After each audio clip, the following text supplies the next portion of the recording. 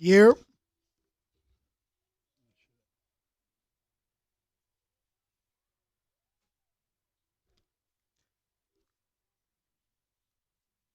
I got it the right way. Yep. Oh snap! Let's give me there. What it do, ladies and gentlemen? It's your boy Key, and I've been gone for a minute, but your boy is back now. As y'all, some of y'all didn't know, about 2 weeks ago was my birthday. Last week I went to go celebrate someone's 40th birthday, and this week your boy is free. So, welcome back.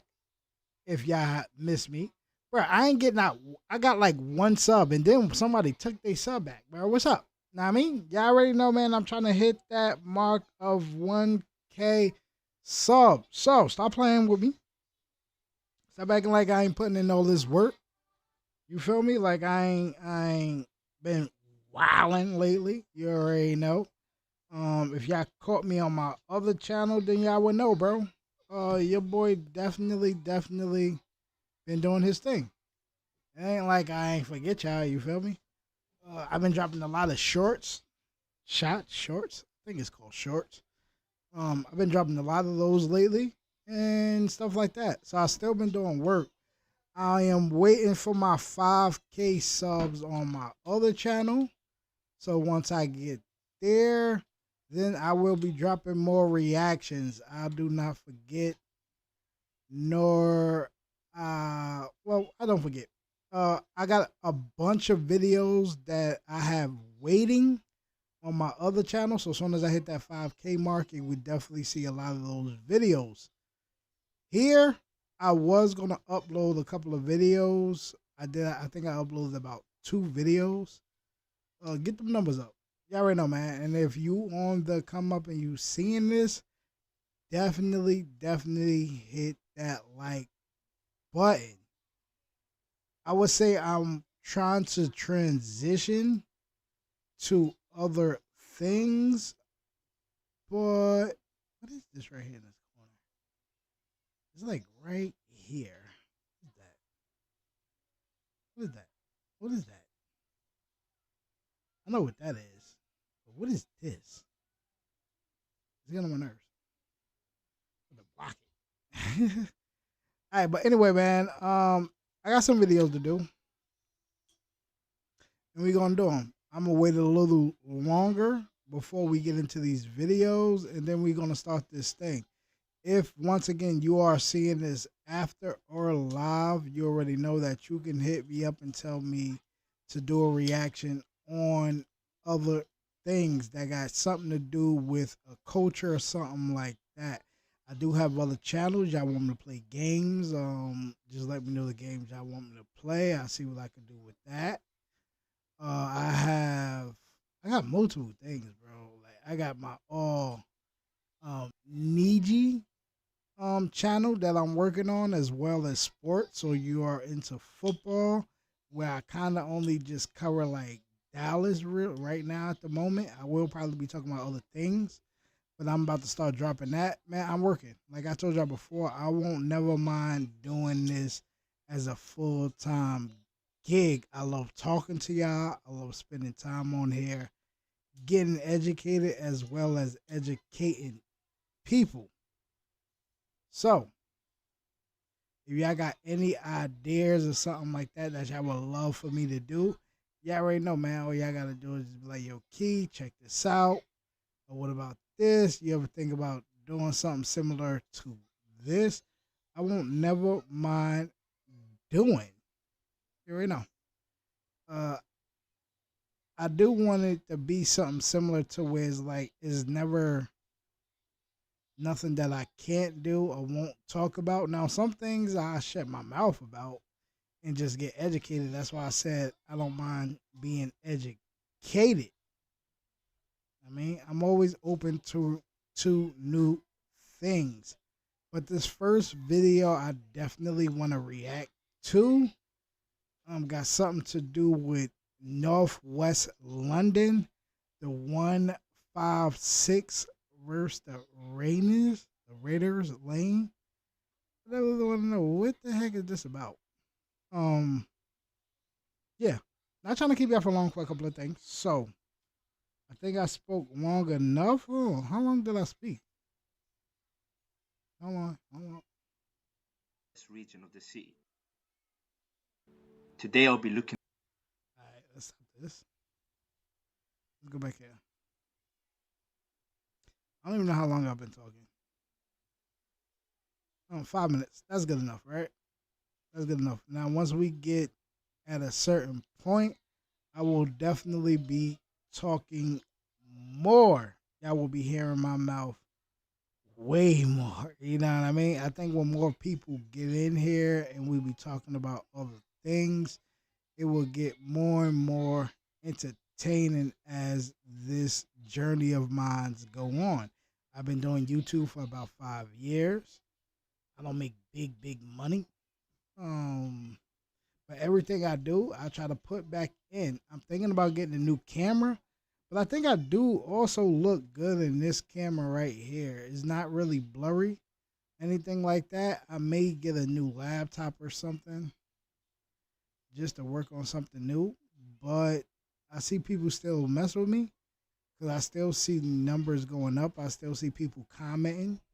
So y'all already know, man. This is a road to 1K sub. I may be on here today and maybe another day because I'm cutting down on my reactions to music, and I have a lot of I think I got over 100 videos that I did that's on that's blocked. Well, it's on private right now, so nobody can see them.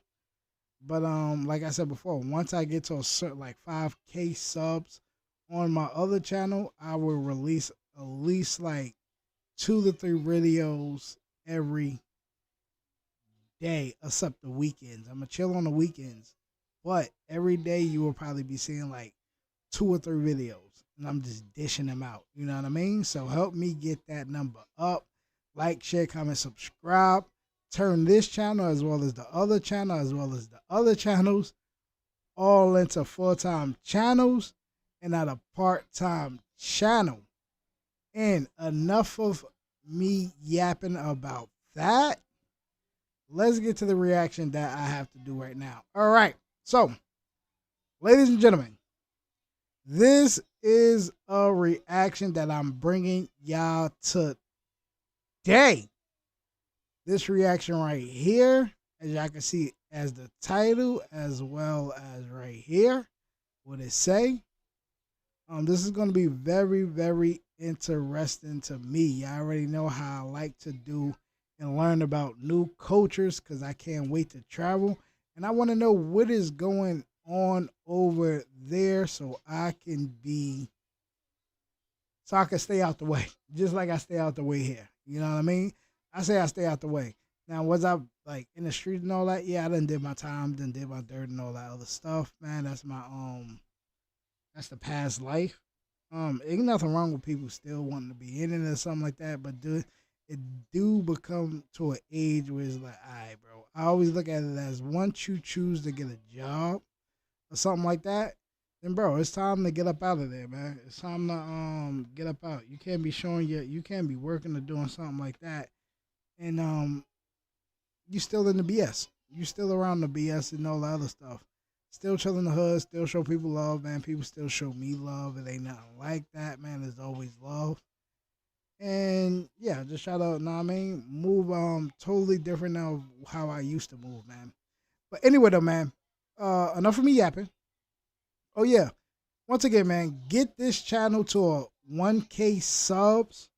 If y'all want me to do any other reaction, y'all already know, tear them down in the comments that don't got nothing to do with music, anything like that. Whether it's food, whether it's the best beaches that's over there, or where y'all from, the best foods to try, I already said that. Anything like that that's kind of not into the music thing that's on this channel. I'm trying to bring something new. So Get me to 1K sub. I see the numbers getting up there. Help your boy out. Man, turn the channel to a full-time channel, not a part-time channel. And enough of me yapping. Let's get to this traffic, cuz. at two gangs that have been warring for more than half a decade now. Rayners Lane vs 156. Rayners Lane. 156 is a combination of sets in 3 different areas that come together to form 156. The one being due to the UB1 postcode, which is in Southall. Southall I thought the being song a with large an town A. in West London, part Like of the the, London Borough of Ealing. The Now cool the thing. 5 resembles the UB5 postcode, which is in Norfolk, which is also a town in West London. And finally, the 6 represents Greenford, which is a large town in the UB6 postcode. Greenford. Most This sound notable like he said member from Greenfoot. Southall in 156 is Mad Max. In my opinion, an average rapper, but he's a no money maker and one of Southall's top scorers, along with Jesus, he For said an Norfolk unknown lies rapper. It's Enga. crazy. Prominent members include T-Wiz, Nito MB, Absaf, 60, Rifty, etc. Nito MB being one of the first UK drill rappers to have Yeah, a shout out to viral him hit too, bro. He showed me love before, man. Definitely shout out to him, yo. and time. He is lyrically supreme and arguably has the best flow in drill. Finally, Greenfoot is spearheaded by Workrate, who is their best rapper and one of the best in 156 in general. Other he gonna play Greenfoot music? members include Big S, Ads, Nino, and SB. 156 also be CGM, Hayes, West Drayton. Their allies are Shepherd Bush, Goldburn, HRB, and Active Gang. Now, Rayners Lane is a district in the London Borough of Harrow in the Northwest region. Rayners Lane, aka Real Lives, have been active for at least 10 years and are mainly Real based Life. on their Rayners Lane estate, but are also active in other parts of South Harrow, including the Kings Road area. Like my thing is like, yo, No- y'all don't have no cause I seen him with the San Diego. I forgot what team is that. I know it ain't the Rockets. Is it the Rockets? No, that's Colorado. San Diego something. The Pirates? Astros? I forgot. But y'all don't got like no soccer fitted caps or nothing like that. Y'all got some eye colors, yo, for certain teams. But y'all don't got like no fitted caps or nothing like that. You know what I mean? I know I see the jersey. Now the jersey is kind of hard, especially in the summertime. You coordinated right with the right things to wear. It's gonna be fire. Know what I mean? But outside of that, y'all don't got no fitted caps or nothing like that. Fitted caps or nothing like that, man. Y'all let me know that down in the comment. Notable members include T-Rose, Jojo, Breezo, Big K, etc. They are allied with CGM, Roadstone, West Drayton, and Hayes. Let me tell you this, everything you've heard about the origin of this beef between 156 and Rayners Lane has been nothing but lies and pure speculation. The truth is, a few members had issues in high school, which escalated to N-Gang member Riz and Rayners Lane member Jojo having a fight at Thunder Park. Okay, before I start, Thunder I want Park. to debunk something. On August 30, 2016, two 15-year-old Night Street gang members took a minicab to the Harrow Road area of West London, seeking retribution against rival gang members for an attack on one of their Chicken Hut. own.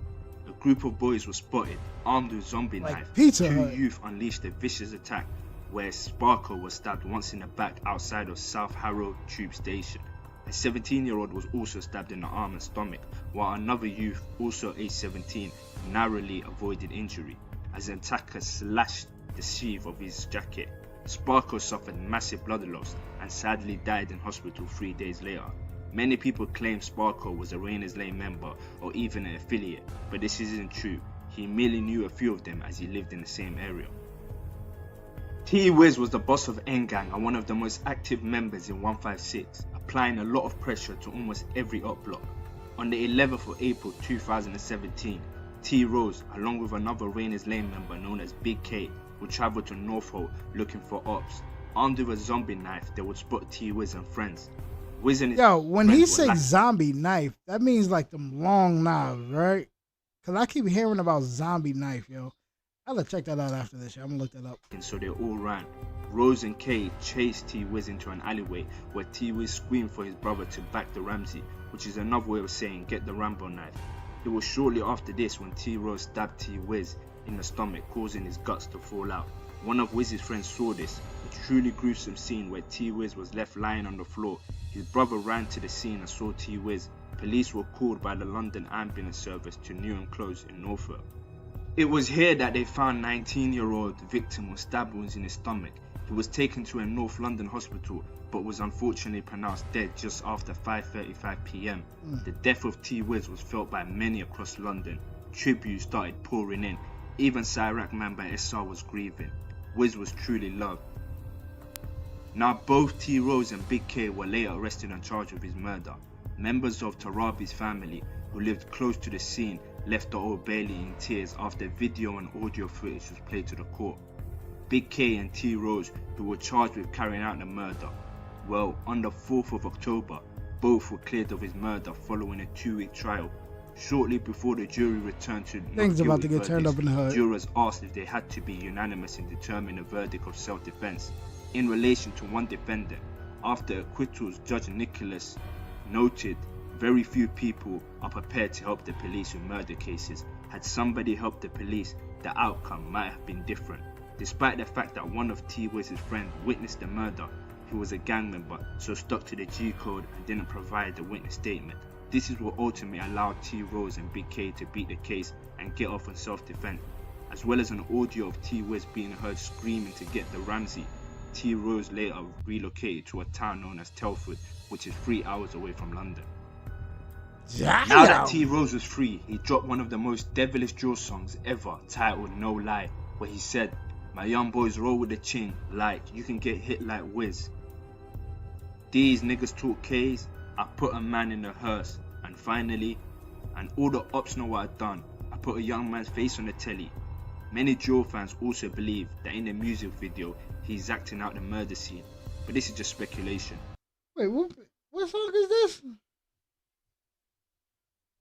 No lie, I may have to react to that. Oh my, yo, y'all beef is something totally different than American beef. Like, I think American kind of like took that away, like copied y'all as far as in like giving details of the things that happened. Drill over here is like they be like, oh, I put him in a blunt, and I put him in a blunt. You know what I mean? But they never kind of told you like what really happened. No, y'all be telling niggas like, nigga, like some ID channel. What is that? ID channel? Yeah, the ID channel. You know what I mean? Like, y'all be going into strict details. That's why y'all be coming y'all face something like that. Constantly be like, yo, bro, you told me, yo, y'all be giving the dates, times, and everything. Nigga, blood type? Like, y'all be wildin'. See, the death of T Wiz escalated the war into a bloodbath, but it also changed the UK drill scene as we know it. T Wiz will start being mentioned a lot in rival diss songs. However, despite the fact that 1011, who are now known as CGM, had nothing to do with his death, they went on a spree of name dropping him in songs. This undoubtedly pushed their image as killers like and Pooh aided Shiesty a little Diggity's bit. career. Some go as far as say it made him, and to be honest, I understand the sentiment, as for a short period many fools would peddle the narrative that they had something to do with his death. CGM members were invited to Westwood Studio to do a crib session. It is here where they dissed T Wiz by saying, "T Wiz got splashed and died, and I don't feel sorry for his mum." Due to the constant dissing and inciting of violence, CGM became the first drill group in the UK to be issued with a court order that bans them from making music without police permission. In what is described as a legally unprecedented move, members of a group called 1011 were banned from mentioning death or injury and from mentioning named postcodes in a gang context. They must also notify police within 24 hours of releasing new videos and give 48 hours warning of the date and location of any performance or recording. On the 18th of November 2017, Joe Amade, aka Jojo, with 3 others, rode through the streets of Norfolk on 2 mopeds deliberately looking for ops. They spotted an N-Gang member known as Jay. Jay ran for his life after splitting up from his friends. Jojo caught up to him and stabbed him. A home security system picked up his screams as Jojo repeatedly stabbed him with a huge knife, inflicting devastating wounds. Jay sadly died from his wounds. That was now 2 members who passed away in the space of months for 156.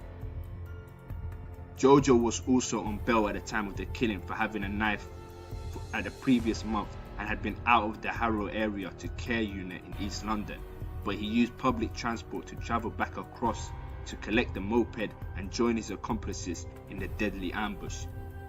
Police later found an image of Jay downloaded onto his phone from social media, along with video in which he rapped about his gang activity and seeing his victim's mother crying on TV. Jay himself had been caught up in 2 incidents of street violence in the months leading up to his death, both as the victim and alleged offender. Do not go Live to by the fatbuddies.com. sword, Do die not take by our the sword. historically low offer. 2 for 24 shorts, 1 for $24. Bro, Plus, I thought y'all could carry it like on some like legal thing. I forgot how it worked over here. I Jojo was think like if convicted the of knife murder not by an like, Old Bailey like, while his longer than co-defendant, this, like they'll Khalil, leave was you cleared alone. of any involvement. Neither of the 3 other killers have ever been arrested or charged. Judge Mark Dennis jailed Jojo to life with a minimum term of 20 years. N-Gang's very own Nito MB was releasing a few songs in 2017 that quickly gained attention of the drill scene. His verse on Drilling featuring Mad Max was probably verse of the year. Towards the end of 2017, he dropped a Mad About Bars with Kenny Allstar that has amassed 9 million views till date. Easily a top 3 Mad About Bars ever, but it wasn't until 2018 when he would change the drill scene forever. His solo hit Rise and Tan would garner millions of views, influence a whole generation of flows, schemes and drip. Very few can match his talent. He followed up his hit a month later nice, with a yo. lightwork Nice. freestyle that hit 10 million views. Nito would always keep T-Wiz's name alive with his music, tributes in almost every song. He truly loved his boy. And it's one of the reasons why he stopped caring about music. He went on a long hiatus to focus on the streets. Getting back was more important for him than any musical success, which he was on the brink of. Now in 2018, 60 would travel with other 156 members and go to Rainers Lane, where he would spot Rainers Lane members Breezo, Big K and Lino. 60 would then shoot Breezo and escape on a ped. As you can see from his lanky figure, his legs were dangling as they drove off. This is what he meant about when he said, "Cause your leg's too long for the ped." We know about chilling in the back of the racket, your legs too long for the ped. Now in 2019, some in-house beef between Southall side of 156 turned into a tragedy. Sufi Osman, known as Chaos, So, I mean, and Samantha giving Hira known as mad Smiley information. would get into it. On the 23rd of September 2019, Chaos was found with stab injuries outside a juice bar on the Broadway Southall near junction with Saxon Road. Chaos was identified on local CCTV systems at 3:56 AM walking along the Broadway coming from the direction of Dane Road. At the same time, Smiley was outside the juice bar and appears to have noticed Chaos approaching. Smiley made his way into Saxon Road where there were others before returning to the Broadway. Smiley and Chaos came into contact with each other at the junction. They had a conversation which quickly turned into a confrontation.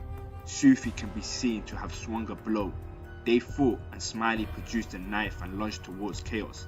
At this point, Chaos ran, and it was after a chase that he was overwhelmed and attacked. Officers recovered a kitchen knife, the blade of which was serrated and 21.5 centimeter in length, from an alleyway between Dane Road and Marigold Road, a short distance from where Chaos was stabbed. And on the 24th of September, Kitchen a knife, post-mortem crazy. examination was carried out by the Home Office pathologist Dr. Ashley Fegan O, and the cause of death was given as a hemorrhage and a stab to the left side of the neck. A complete DNA profile which matched Chaos was obtained from the blade and was identified as the murder weapon. The 3 men were arrested, charged and convicted almost a year after the killing. Smiley was sentenced 24 years in prison. He also later switched to Hayes Gang while behind bars. Now in early 2020, 2 156 members armed with guns pursued Breezo and 2 other Rainers Lane members who ran into Blazing Grill just before midnight looking for cover. CCTV footage captured one gunman taking aims towards the back of the shop and firing 3 shots, hitting the kebab, a waste bin and a food steamer. Blazing Grill owner Jason Das, 31 years old, said, "It was a crazy thing to do and could have easily killed my staff." Stephen and Hannah thought blanks might have been fired until they saw the state of the kebab and realised they were lucky to be alive. 2020 proved to be an active year. On June 2nd at about 9 PM, man. 156 Oh, members jeez. travelled to Harrow where they spotted Little Crafty, who repped SCG Wardstone. They ran him over and then proceeded to stab him. Little Crafty was rushed to hospital where he was in critical condition but later recovered. The Metropolitan Police launched a manhunt and were also searching for the vehicle thought to be involved in the attack, but it was to no avail as it hasn't been found till this day. Nito MB also recorded himself getting into a car and chasing Rayners Lane member Jay Milley. It is safe to say Jay Milley didn't want any smoke that day. No way. Hey, Jay Milley, why are you cutting, bro? Hey, Jay Milley, pull up! Come on, bro, that's it, pull up! Pull up! That's it! Hey! Hey! Pull up! Hey! Pull up! Pull up! Tell this you to pull up, man! This nigga giving the cops always good stuff. That's how the cops looking at it. Ooh, we got a case. We don't even got to do that much. Jesus Christ. Hey! Pull up! Hey, Millie! Millie! That ain't getting low. Wipes, wipes, wipes. Why the waste? Garnier Micellar Cleansing Water. With reusable EcoPad, micelles work like a magnet. I should have let that play, man. On the 13th of October, this is my guy right here. This is my events channel, occurred man. that will Skyboy. completely flip the trajectory of this war. Around 12:10 p.m., T. Rose, who was staying in Telford, 156 members in grey Skoda Karoq drove towards him before shooting him in the head 4 times. 2 ambulances, 2 paramedic officers and the Midlands Air Ambulance from Cosford with a Merit trauma doctor, critical care paramedic on board were on the scene where T. Rose was found suffering gunshot wounds. Despite the best efforts to save him, sadly T. Rose died at the scene. 6 people have been arrested on suspicion of his murder on the 13th of October and have since been bailed. T. Rose's family have also asked people to cooperate with the police investigation into his death. 3 men questioned by police are 19 and are from Norfolk, London, Bromley in London and Tipton in Sandwell. Detectives have also seized 2 more vehicles following the discovery of a burnout Skoda Karoq near Wrecking. For some better days, my niggas love the money, but they target could press the gauge. 16 in that cell, living hell, I couldn't get away. Me and K, we held it down, we fought the crowd and we beat the case. Mommy, yeah, she struggled, had depression, should've seen her face. Thought I'd get them, yeah, she cried them tears and it would never change. Yeah, we got freedom back, came home ain't get no change. Mommy's on my mind, I need to give that lady everything. Kick daddy, so this song I say this song will never change. I was in the field, I used to slide out, ride out every day. Niggas think they bad, they wanna kill me, that's a thing. And I ain't gotta talk, my niggas know. They say revenge is a dish best served cold, and for 156 to have I don't even smoke.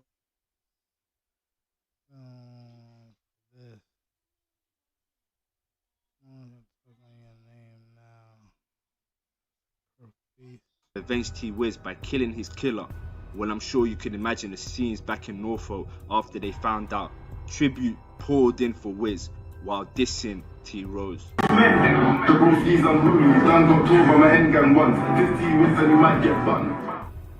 Digga D sent a heartfelt tribute for T Rose and sneak dissed 156 by mocking the fact it took 156 3 years to get back, which is stupid as there's no expiry date on revenge. Digga D also got T Rose on a pendant as well as a ring that reads Free JoJo. Now a huge part of Digga D's success is down to T Rose. It was his drill they rapped about that got them the street credibility by being associated with a killer. And although Digga D understood that and is grateful, other CGM members like Horrid One did the opposite and distanced themselves from T Rose, flat out denying him to make the scoreboard look better. This is the cruel side of the streets. People will be your friend, and if you die, they'll act like you won, so it doesn't look like a loss.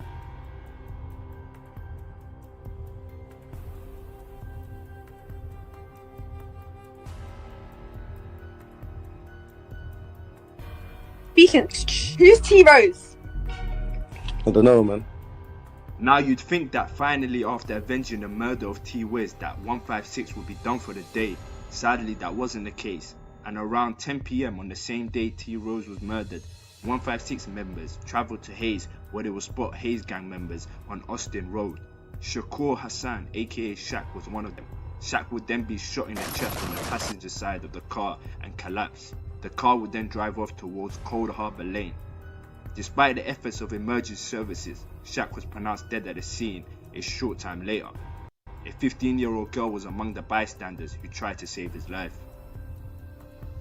The Metropolitan Police said a 46-year-old man has been arrested on suspicion of the murder and is currently in police custody. 2 men, aged 31 and 21, were arrested in connection with the incident. They were taken to West London Police Station and subsequently released with no further action. At the time of Shaq's death, flowers, candles and balloons were left at the crime scene on Austin Road by friends and family. One card said, "R.I.P. bro, forever in my head, the kind of soul fallen, rest in peace." And another said, "Sleep tight," and a third, "Love you always." Just sad really. Solo London, a former Hayes Gang rapper and now reformed man who now dedicates his life to Islam, had this to say about his friend's even death. Ramadan, he rang me. I remember Ramadan, my wife was heavily pregnant, and she, heavily, and then he rang me and he was like, "I need to speak to you." And then I even said to my wife, I said, "Look, I know you're heavily pregnant, but I really need to go right now." And I would never ever leave her at that time, because I'm thinking to myself, anything can happen right now. So it was literally towards the end, and I went to go see him, and then he's telling me about, wallahi, he's telling me I'm going through depression, just the life on the streets. And, I was always that person who he could go back to and speak to, because he knew where I came from. Like, I was a younger from Hayes, and he always spoke to me about how he was feeling and what he really wanted to do. And I remember telling him in Ramadan, I said, "Look, the masajid are closed, and it's right now it's locked down, but the gates of Jannah is open. Ask Allah what you want." I remember me telling him, like, ask Allah what you want. Like, turn back to Allah right now, Abdul Shakur. I'm telling him, I remember saying to him, just turn back. But he was just like, it's hard, man. It's hard, like, being in this environment. Like, he lived in the middle of Hayes Town. He lived in Red Brick. And how he died it was not even his kind of problems. Those guys in the area that was having, beef with some other areas and stuff like that. These kids nowadays, like you lot are killing each other for, like, no reason. Literally, you're killing each other for no reason. Like, it's like his games. It's like, this guy kills him from that area, he kills him from that area. Allah's going to ask each and every single one of you, even you guys that never done it, but you guys are gassing it up, giving the fuel to the people and saying, yeah, go do it. Or you even involved in terms of, like, gassing each other up. Wallahi, Allah's going to ask you, like, fear Allah. After being heavily mocked for losing members, 156 managed to kill 2 ops in one day. What followed was a diss track after another. 2 in a day became the slogan for the boys. That's D too. He hit me up before. Well, never hit me up, but he like one of my reactions I did with him. So definitely shout out to both, man. But this is crazy to me. See? On the screen. Ooh.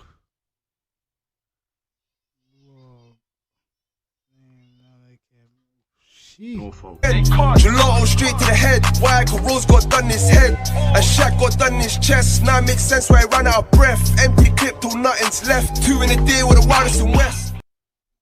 90% of signs of aging are caused by the sun. La Roche-Posay Amphilio sunscreen visibly reduces the appearance of sun damage with Cellux Shield, UVA, UVB protection plus antioxidants, fluid, lightweight sunscreen. La Roche-Posay Amphilio. Some of this stuff. As a get back for the death of Rose, Jay Millie and E-Man stabbed up Greenfoot member Ads, who would survive the attack. This is some K on the 156. Might get your phone horse hit. Nigga don't slip. Young boy roll with a thing like you can end up. Where's that? However, the reign of terror 156 were on didn't stop there. So what happened to Ads? They responded by gliding on Rainer's lane. A second, I'm like, he was shot 5 times, causing him to lose his heartbeat before he was resuscitated on the scene by paramedics. Oh my god, someone just got shot. Hey, someone just got shot, bro. He was then left on a wheelchair. Jay Millie and E-Man were later arrested and charged for the attempted murder of Ads. On Friday, 11th of June 2020 at 4:30 PM, 15-year-old Rainer's Lane member Jalen, aka J Taps, was walking to school with his friends in Hayes when he was set upon by a 156 member Slims. Slims brandished a Rambo knife from his waist and chased J Taps. J Taps attempted to defend himself with a traffic cone, but was sadly slashed in the face and stabbed in the chest. Slim then fled the scene and made his way to school, but was arrested a short time later. Witnesses told officers that the suspect appeared to have been filming the attack on his phone. The Met said Like this nigga right here, whole face covered. A good drawer could draw his face. A good drawer could draw his face. Nigga, why they ain't put like the whole thing? It just got smaller. Just came from no circle to a small circle to a big circle. Nigga, what the heck is happening, bro? But anyway. But he refused to answer any questions during the interview. Mr. Nolan said the defendant attempted to justify his action by claiming self-defense, but the evidence and eyewitness accounts confirmed that he was carrying a large knife in a gloved hand, whereas Jalen was unarmed and tried to use a traffic cone to fend off his attacker. Once again, another teenager has lost his life to knife crime, and another family is grieving the loss of a child. We are determined to do whatever is necessary to crack down on the violence, but we need the help of our communities and partners to tackle this problem. Slims was convicted by a jury of manslaughter and sentenced to 10 years in prison with an extra 3 years on license after his release. Now fast forward to 2022 in July. Rayners Lane member Skiz and others got into a Mercedes and attempted to ride out on 156. They travelled to North Hope where they spotted the 156 member. Unfortunately for them, the script was flipped and the 156 member started shooting at the car. A 30-year-old member in the car was hit and was found with gunshot wounds at the junction of Kings Hill Avenue and Yeadon Lane in North Hope. He was taken to hospital where his condition was reported to be non-life threatening. One eyewitness said he saw at least 9 bullet holes in the driver's window and rear door of a grey Mercedes A-Class abandoned at the scene. The eyewitness added, there were clearly numerous latex gloves, a foil sheet and what appeared to be bandages on the road by the driver's door, suggesting there were injuries. A number of shots had passed through the car and exited the passenger's window. Where they ended up is anyone's guess. Now the tables turned serious. Absav, a rapper who hails from North Hope, finally took the get backs from the street into the music. He released a 3-part drill song that mocks all of his dead ops in the most heinous of fashion. The tipping point behind part 2, where he filmed with a skeleton resembling his ops while doing voiceovers, speaking about why their living friends aren't riding for them. I wouldn't say Absav was doing too much though, and he simply returned some of the same energy that was given to 156 when they lost friends to the streets. T-Rose, hashtag kill confirmed, the general got put in the grave. Even Digga D said, between me and you, I'll act the same too if you drop my nigga's killer. In other words, if one of my friends died and we ended up getting his killer, I'd as much as you have been. So many lives lost over something that started as petty as high school beef. It's been your boy Skyboy, and this concludes today's video. And as usual, I'm sending condolences to all the families of anyone they've all lost. condolences. Follow me on Instagram at PagansGetDrop, Definitely, and make sure to hit do. that subscribe button and like the video as it goes a long way. Plenty more of these videos pending in the future.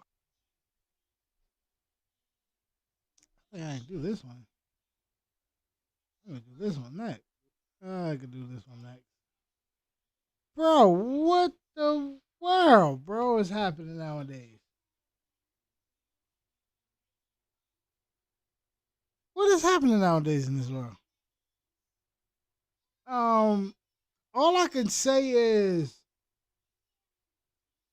understanding where a lot of them come from. I always say once blood gets shed, it's very hard to tell somebody to chill out.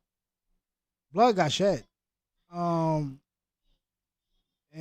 I could just leave it at that. Like, I would have a message of saying, like, to the ones that ain't do nothing, you already know, like, the ones that's coming up into it and starting to join, if you're young or something like that, man, just don't really need to join no gang to be tough or anything like that. Stay focused on what you have to do, and hopefully that you don't become a part of that. But to the ones that's already in it, man, it's very hard to tell someone to chill out and blood already got shed. I always say that. Once blood gets shed, it's hard to tell somebody to chill, because if it's like 3 of them, right? Maybe one of them would be like, all right, I'm going to chill out. The other one may be like, I'm thinking about chilling, but if somebody says something, and then one just be like, F that. Eye for eye. You know how this thing go. You should never signed up for it. That's how a lot of people feel. So I don't want to be a hypocrite or anything like that, man. I just hope everybody just One day understand, man, we all killing each other. That's what they want us to do. But like he said, they've been beefing for a very long time. So it was like, it's crazy, man. It's just crazy. It's crazy over there. It's crazy over here. Yeah, just sad, man. Condolences to everybody that lost their life in this beef. You know what I mean? But 1 second, let me do Daddy Dooley's real fast. 1 second.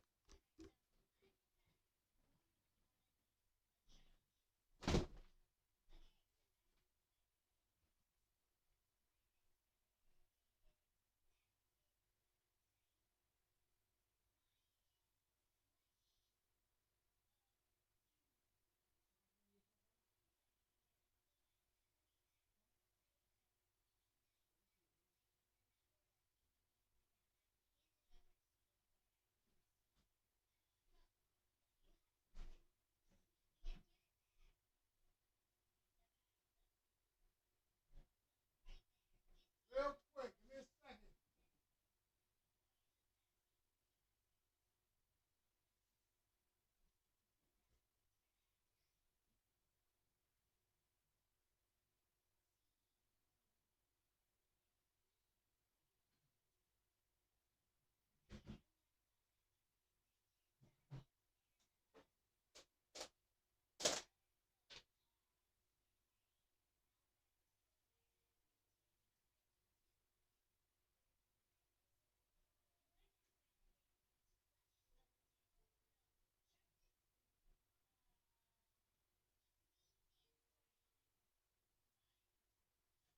Give me 1 second. Warming up some food for the baby.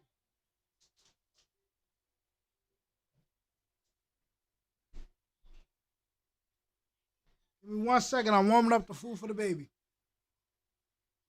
I should play a video, but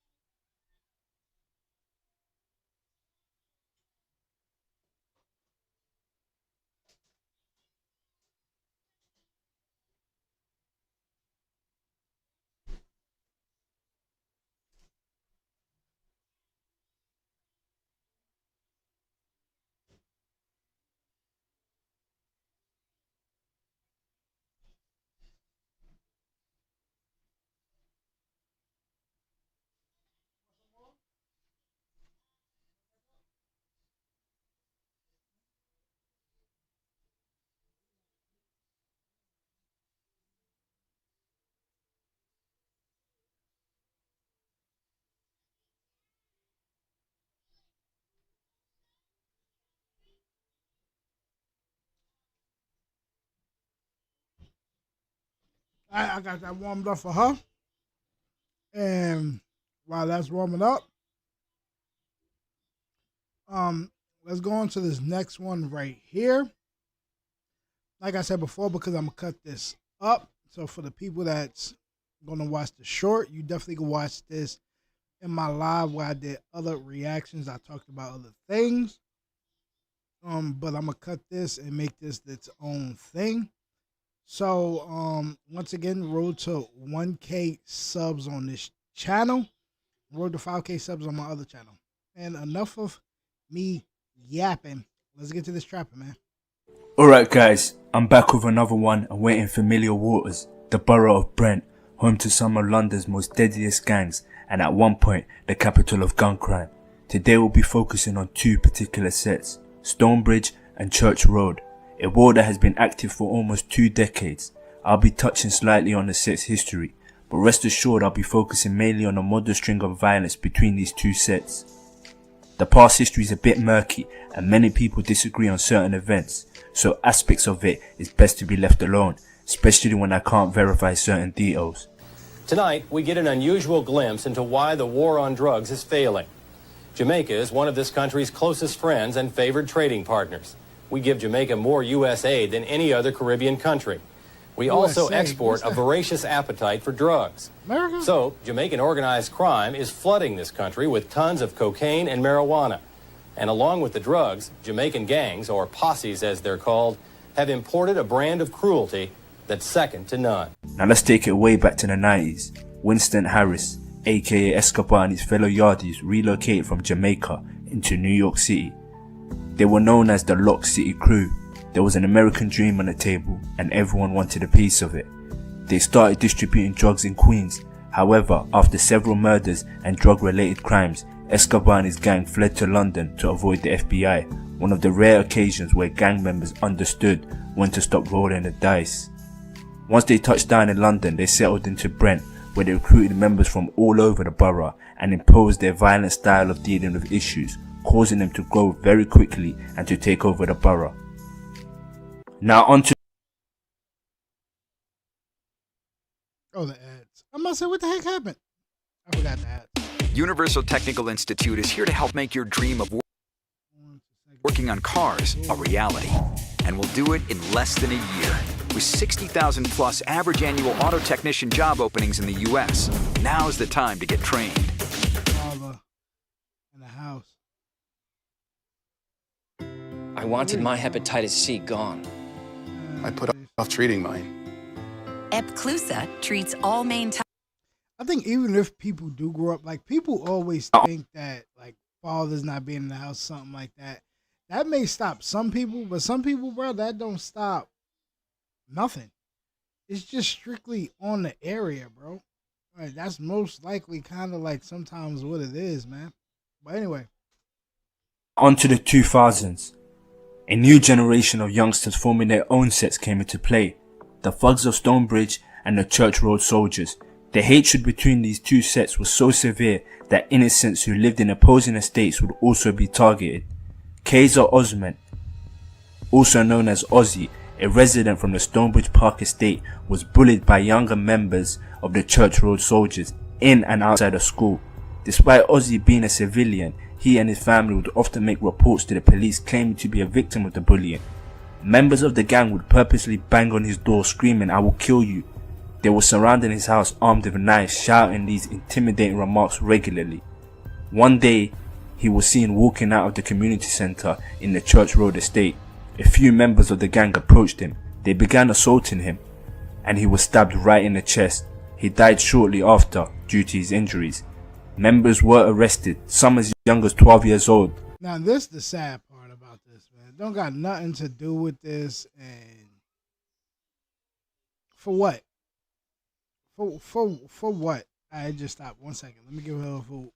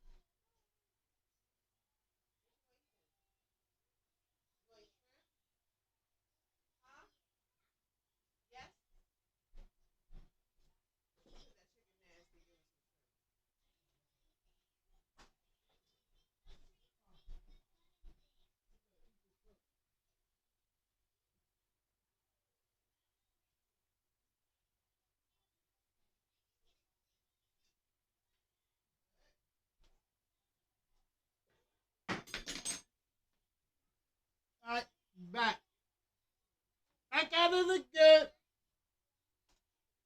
Where one member was charged with his manslaughter.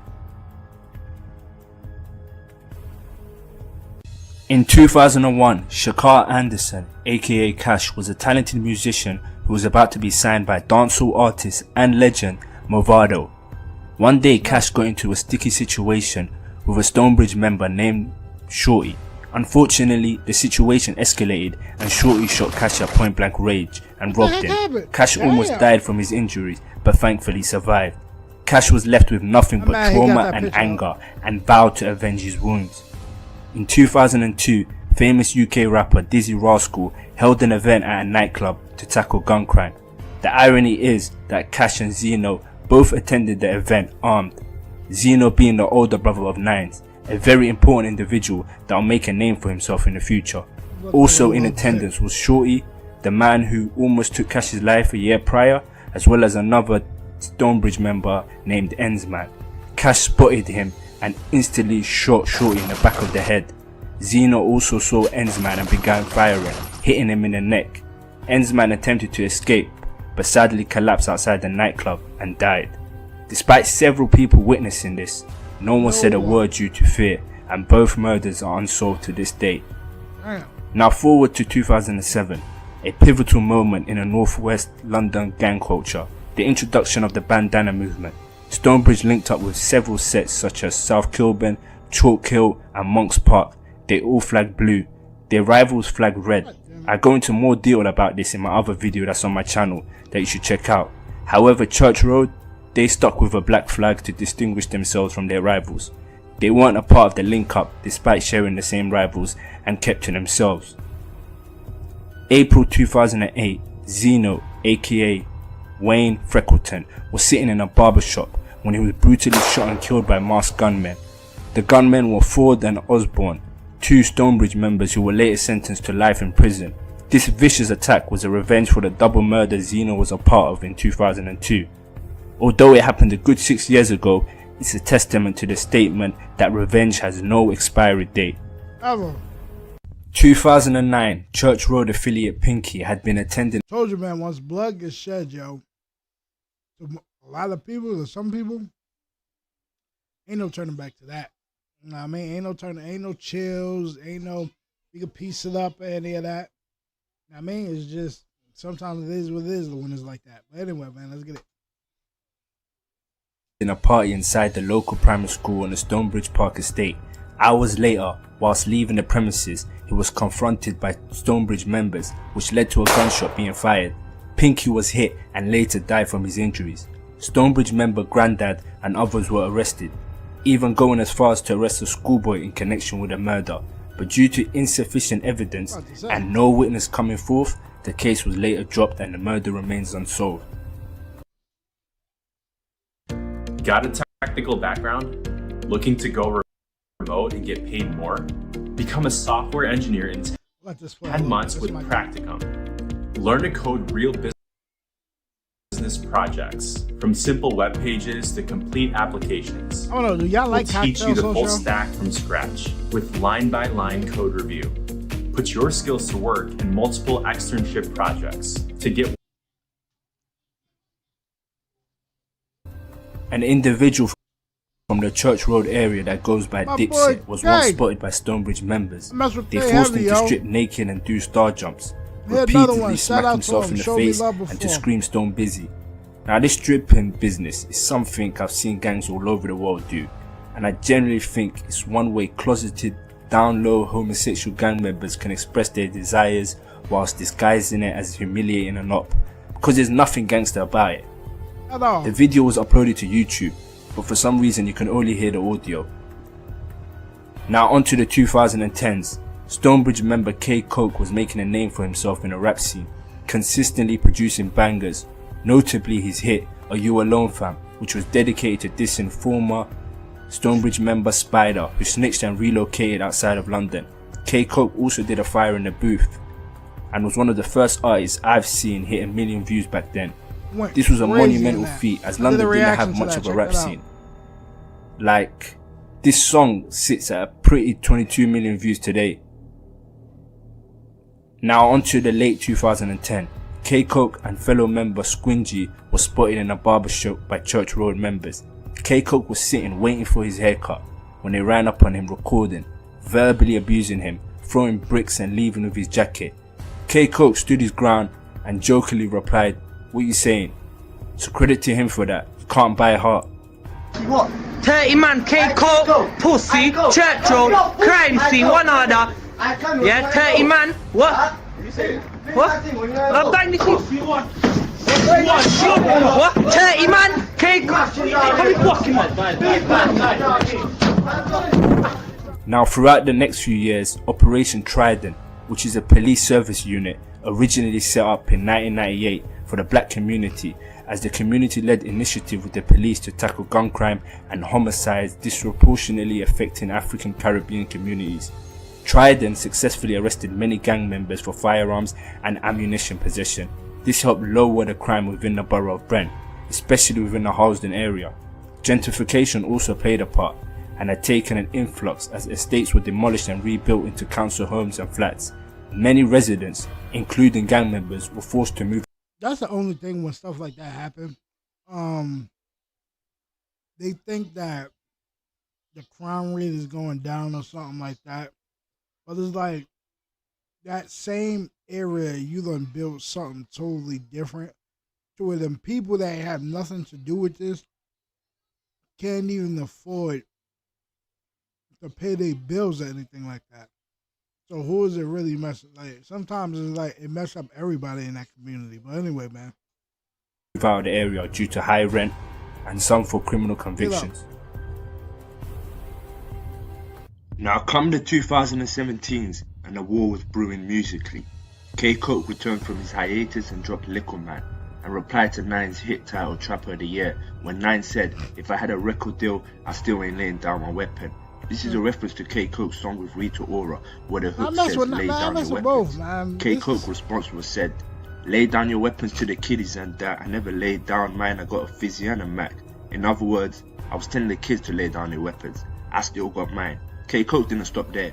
He crossed the line and talked about Zeno's death, the older brother of Nines who got gunned down in a barbershop. The lyrics read, "Fuck boy, you're not 30, your brother died in 06. Now come 2018, the rise of the new generation. Many Thugs of Stonebridge members got locked up on drug offences and firearm charges. This led to the extinction of SGB and made way for the new upcoming generation who formed SOS, aka Shoot on Sight. Prominent members included Crash Corn, Little Shanks, Little J. Their alliance were newer generation of the South Kilburn and Chalk Hill estates, now known as A9 and SSK. Over the years, more alliances have emerged with other gangs such as CGM and LGA. Just like their rivals, Church Road would also usher a new generation of CSP members, which consisted of prominent members such as Chapo, Sav, Q2T, Screamer, and many more. Unlike Stonebridge though, the younger generation will keep the name CSP going. They will go on to make music and adopt the popular UK drill sound. Hi. Now remember Big Keys I talked about earlier? Well, his nephew, Rico Finlayson, was stabbed 10 times in the Church Road area. Thankfully, paramedics managed to save his life. Meanwhile, his father, Justin, has just secured funding to expand a charity that tackles knife crime. In August 2017, the father launched a music outreach project, which was a double-decker bus converted into a music studio, which picked up gang members from Church Road in the Harlesden area in the morning and Stonebridge gang members in the afternoon. He wanted to inspire the youth within the community instead of being on the road committing crimes to channel their emotions into art. On the 31st of May 2018, a 24-year-old man, known locally as Jay, was found with gunshot wounds on Lawrence Avenue at about 8:30 PM. He had been shot 11 times with a machine gun. Luckily, he survived the attack. It was reported he had been at the wrong place at the wrong time, and the intended target was his friend, a Thugs of Stonebridge member. 2019, an event took place that added oil to an already raging fire. This would lead to severe upscale in future violence. One day Nines was driving around in his Porsche and had been spotted by Mad Big and AR. After they locked eyes, Nines was chased. This is what led to Nines crashing his car. AR and Big caught up with him and stabbed him in his face. AR even recorded him chasing Nines. This was a stupid decision to chase clout and incriminate himself, which further aided the police.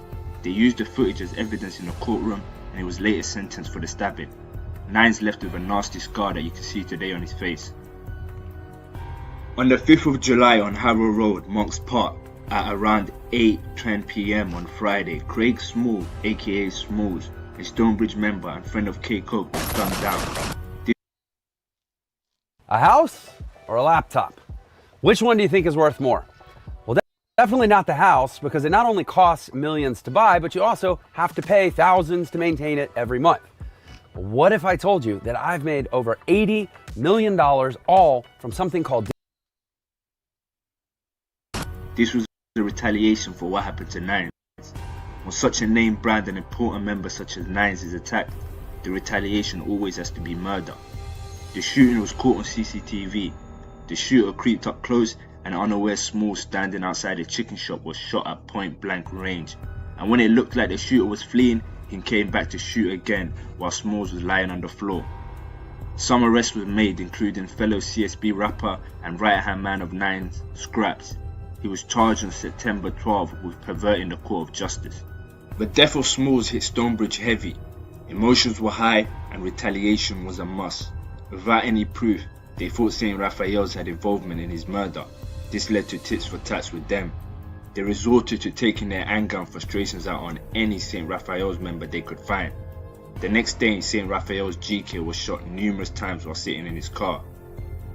Fortunately, he only got shot in his arm, was rushed to hospital and discharged. Both Skeng and M1 would be arrested for their participation in the attempted murder. Young Sam was charged with the murder of Smalls.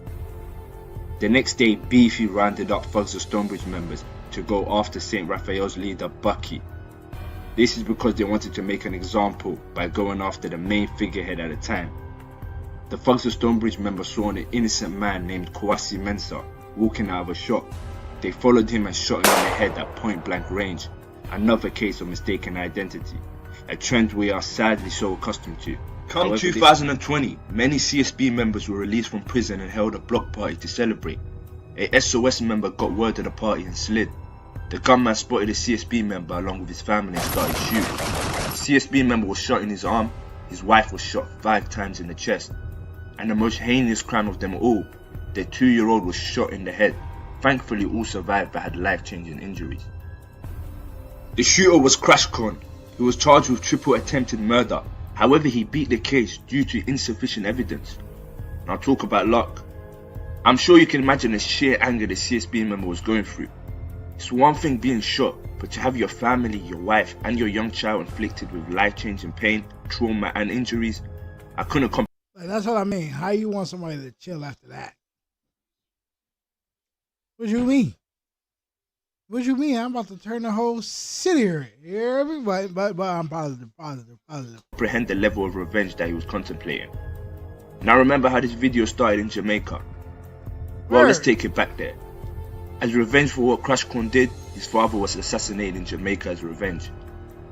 An innocent baby and wife shot, and now an innocent father was taken, all because of what his son had did. This vicious cycle looks like it may never end. It just dies down for a bit, and until another event re-triggers it. How many lives taken, spanning through 3 different generations in 3 different countries? How many civilians were taken that had nothing to do with it? See, I don't like preaching, as everyone already knows what the streets entail. It's either death or prison, and if you're lucky enough to make it out, you certainly don't without trauma and misery. What's the point of being the one who made it if you can't enjoy it with your friends because they were murdered? That's survivor's guilt. If you like what I do, make sure you give this a like and subscribe. Definitely Plenty more to come in the future. And make sure you follow me on Instagram too, at PagansGetGot. Shout out to this channel. This is my guy. Alright, guys. Once again, this is my guy. Definitely salute to him. Yeah, definitely go and support everything he's doing. Same thing I would say that I kind of said before. Once blood gets shed, yo, some people is like, hey, it ain't what it is. Some people could chill out. Some is just hard. But to the first story with the guy that ain't have nothing to do with nothing, and him getting killed and all that, bro, is like, come on now, bro. And like, people just gotta stop forcing people into this, especially if they don't want to live that life. Don't call them no coward, no punk, or anything like that, man. People got other things to do. Just because you want to do that with your life, go ahead, man. Nobody should, like, of course people going to try to tell you to get out and things like that, but don't try to force others into doing certain things. You know what I mean, man? They got other goals and other things that they going to do in life. Don't want to hold them or make them a victim to this. That's the crazy part of it. And like they said, they lock people up. They raising the rent that's in that area, messing up the area and all this other stuff, man. So it gets sad as well as it get crazy when it's something like that, man. But yeah. Ooh, excuse me. We got other things to do. We're gonna do it. But 1 second, she want more food. Let me warm that up, and I'll be right back. Yeah, road to 100K. You already know, man. Road to 1K. I'm on this channel. Like, share, comment, subscribe, turn the channel, so forth. So I'm trying to other parts. I'm trying to. You already know.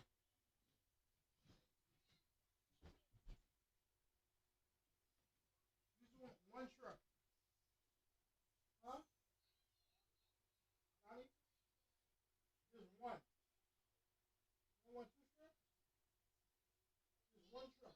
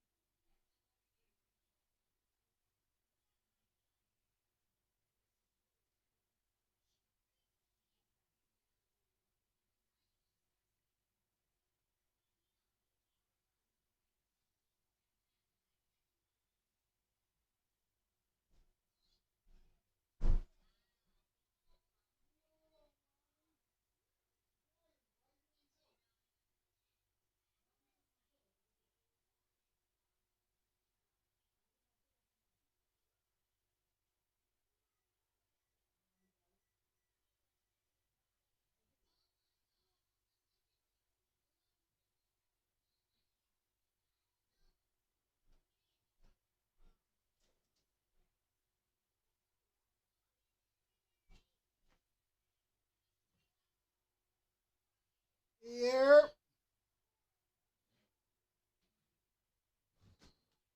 Like, I know a lot of people probably want me to be like, yo, everybody gotta put this down, put that down. That's what I mean by a lot of these YouTubers that talk and stuff like that. You can kind of tell when they are, like, just because you grew up in the hood don't mean you understand how this thing go. Once you're around a bunch of people and all that other stuff, you would know that a lot of people's life is already damn near gone. Like, just talking to them with a mind frame at, you already know, like, bro, they ain't even realizing that, yo, they gonna live to be this age. Some people like, bro, I'm passing away. I was a little of that before. Believe that I wasn't gonna turn a certain age. Then when I did, bro, I was like, man, like, man, I gotta chill out. But some people, I said before, like, they always gonna see that as eye for eye. Like, what you want me to do? What you want them? Well, not me, but what you want them to do? They always gonna feel a certain way. Blood got shed. So now that blood got shed, man, ain't no turning back. Sometimes it just ain't no turning back from that. You know what I mean? But anyway, a perfect example, a 2-year-old get popped in the head. That just got so deep to where it's like, bro, they you know what I mean? They took out his father. They can't get to you, they're gonna take, you know what I mean, somebody close to you. And now you want that same person to be like, all right, let me chill. You know what I mean? Even if he was wrong in the first, you still want them to be like, let me chill? Nah. They ain't gonna chill. I'm gonna turn up more. You know what I mean? But anyway, we got some more reactions to do. I don't want to get too caught up in the beef thing. So let me look for something else we can react to. The world.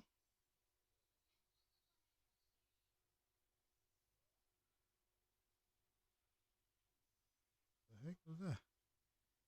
I'm looking at this other thing. Bro, how old y'all think this nigga is? Hold on, let me see this. How old y'all think this nigga is? Nigga look like he graduated with my great grandfather. You know what I mean? What the hell? But anyway, uncovering the power of who do. That looked very interesting. PBS? Ooh, I don't know. You gotta watch. That's PBS now. I have to watch that.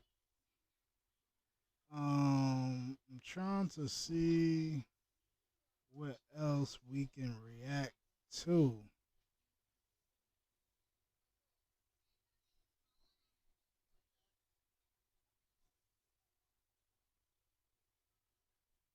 I don't want to do too much UK.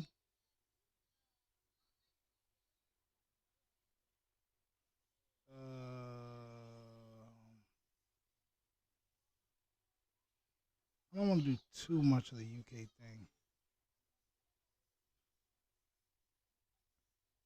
So I'm going to chill with a lot of the UK at the moment. I may still be on UK.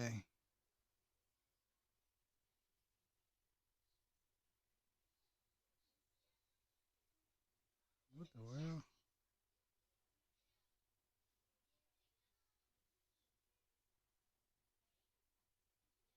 What?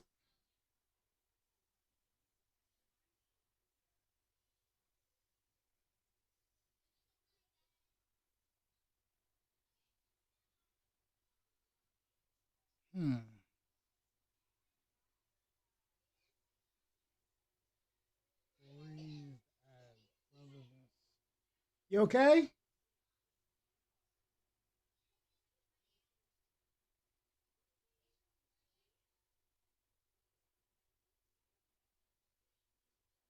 We got a couple of things. It's like I want to click on, but then I don't. When I start thinking about like,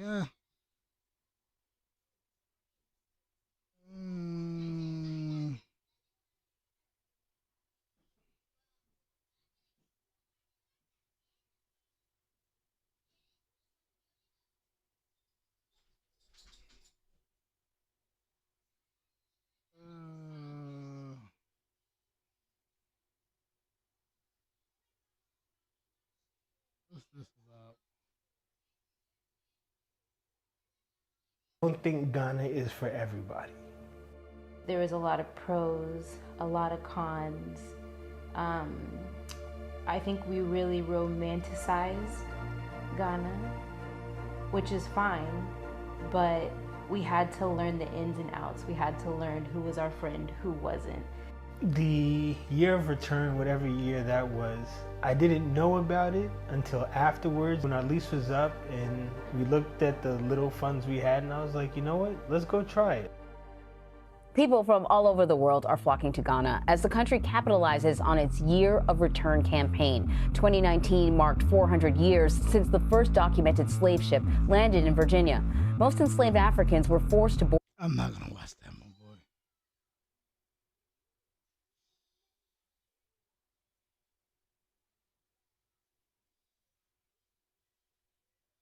See, it's a couple of things I want to do.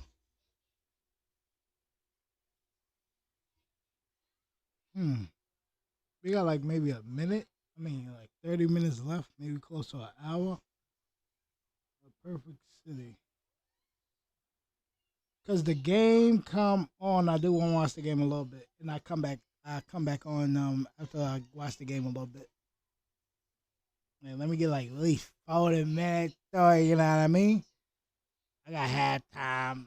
I got before halftime over. Oh, excuse me.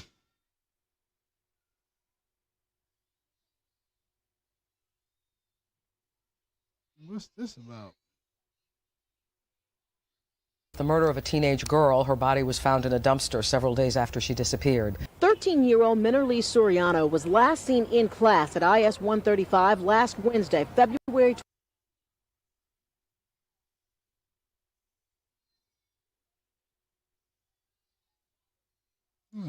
Didn't show up at home in Pelham Park by 7:30 that evening. Her family reported her missing to police.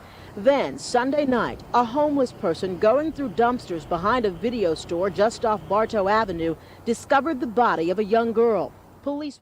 If you've ever lived or visited New York City, you're probably aware that this place can be a huge melting pot full of different cultures, interests, and individuals. But there's more to the city than just the bright lights and the possibility of chasing a dream. The city's Oh, look kind of interesting. Then you got this right here, the Notorious Brothers. But this right here looks crazy.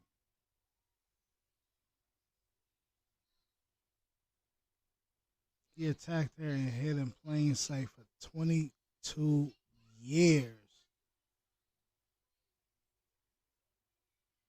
What?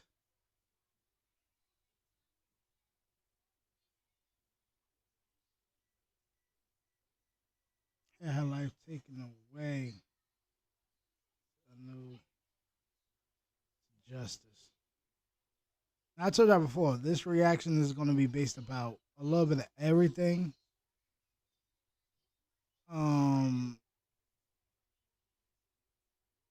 This channel going to be based about a little bit of everything. This is something that looked very crazy. The story is crazy to me. Y'all want me to do any other thing that's something similar to that? Y'all already know, man. Tell them comments up. I ain't trying to sound too saddened about it because I ain't even hear the story yet. But let's get live. I don't want to get too live because this is not one of them. But y'all want me to do anything else to bring light to certain things that's like this from y'all culture, from over here? Y'all already know. Tell them comments up, man. Like, share, comment, subscribe, turn the channel into a full-time channel, another part-time channel. Road to 1K subs. Let's get it there. And enough of me yapping. Let's get it. Hopefully it plays. Just off Bartow Avenue, discovered the body of a young girl. Police. If you've ever lived or visited New York City, you're probably aware that this place can be a huge melting pot full of different cultures, interests, and individuals. But there's more to the city than just the bright lights and the possibility of chasing a dream. The city's dark underbelly often rears its ugly head, and sometimes it's the innocent that pay the price. In 1999, Minnerly Soriano was full of life, love, and had her whole future planned out. but an entire community would be shocked when the loving 13-year-old would turn up dead and authorities had no idea where to turn. Today on Evil Intentions, the story of Minalise Soriano.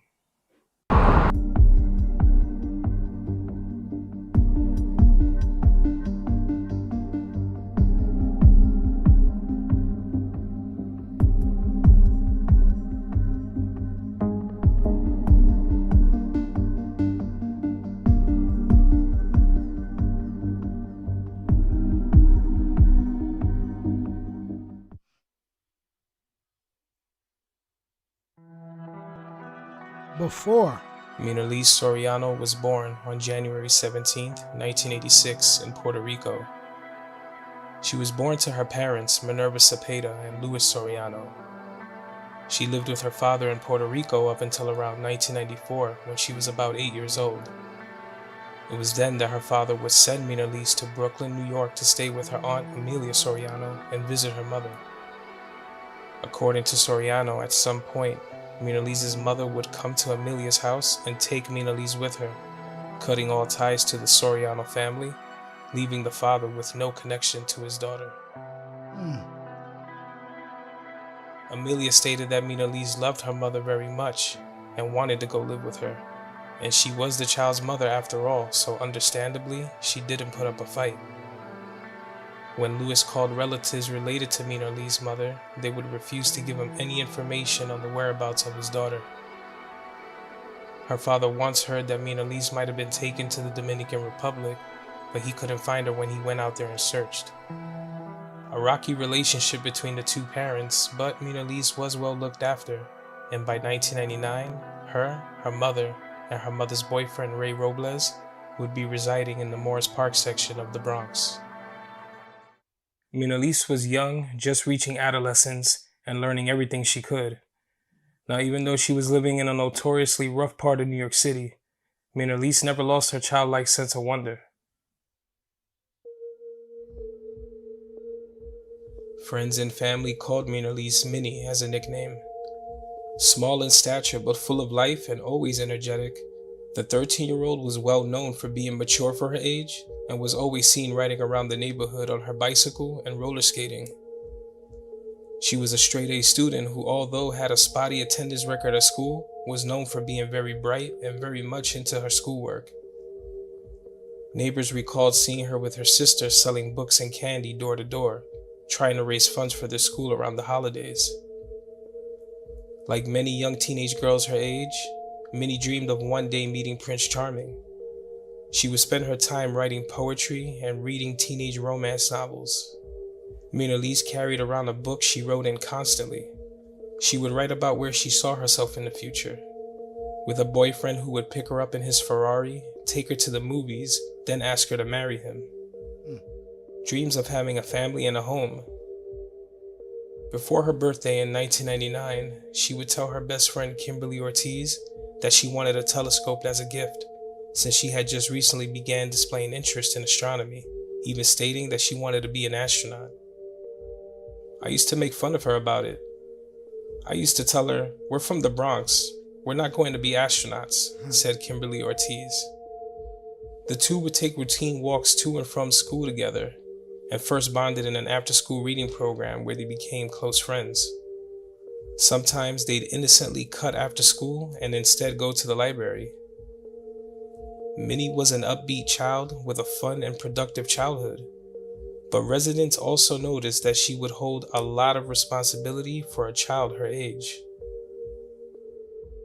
She was often seen biking to and from the M&M 24-hour deli a few blocks away, picking up groceries for her parents. Chores such as family's laundry, taking out the garbage, and babysitting her younger sister Nadia were just a few of many, but Minnie never complained. And despite the area not being safe enough for a 13-year-old to roam the streets at night, nobody made any attempts to talk to her parents about it. She did a lot of work at home for her parents, a lot of chores. It was a lot of responsibility for a little girl. I felt bad for her because she was always doing so much work, said neighbor Judy Vicente. The young and studious Minnie was finding her way and roughly sketching out the future she wanted for herself, Even at such a young age, she knew what she wanted, and she was determined to live the storybook life she'd always written about. But everything would change on the evening of February 24th, 1999, when Minalise Soriano would vanish without a trace. On the morning of February 24th, 1999, the day would start like any other for Minalise and her family. She ran a few errands, got ready, made her way to school, where she met with a few friends. Business as usual. Now that afternoon, Kimberly recalls Minalise wanting to go to the library when they were leaving school at around 2:20 p.m. But Kimberly had to make sure she went to their after-school reading class, since her mother had become upset when she found out that they'd been cutting.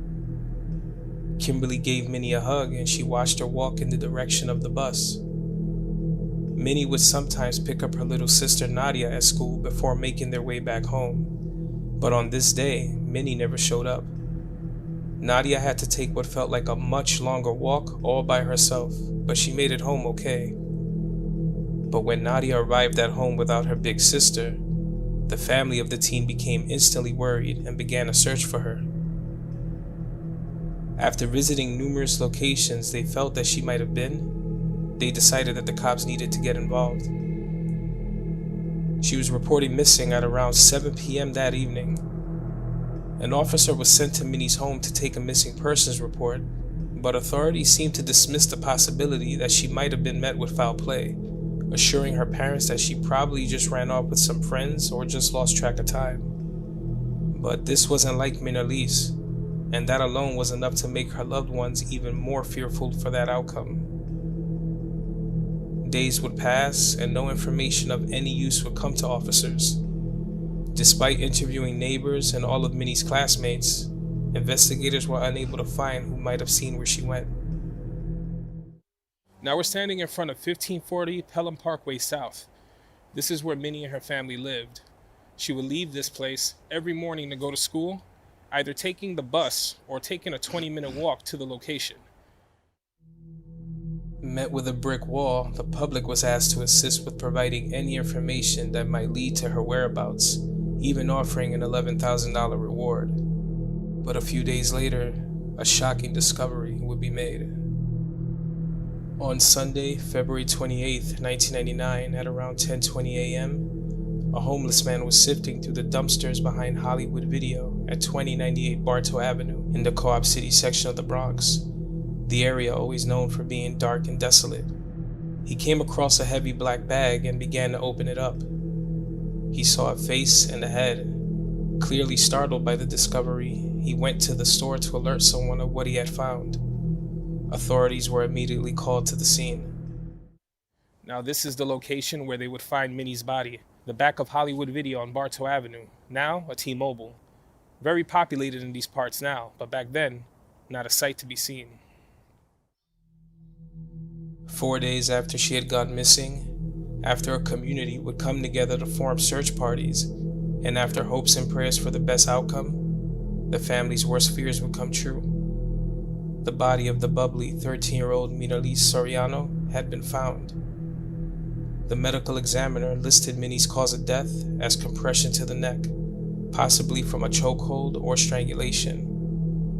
Her body bore no signs of struggle or sexual assault, and she was fully clothed, but they found traces of semen on her sweatshirt. She was wrapped up as if someone took time to be careful with her body. It was also stated that she would have been quickly overpowered by her attacker. The red jacket and black JanSport backpack she had been wearing when she first went missing were nowhere to be found.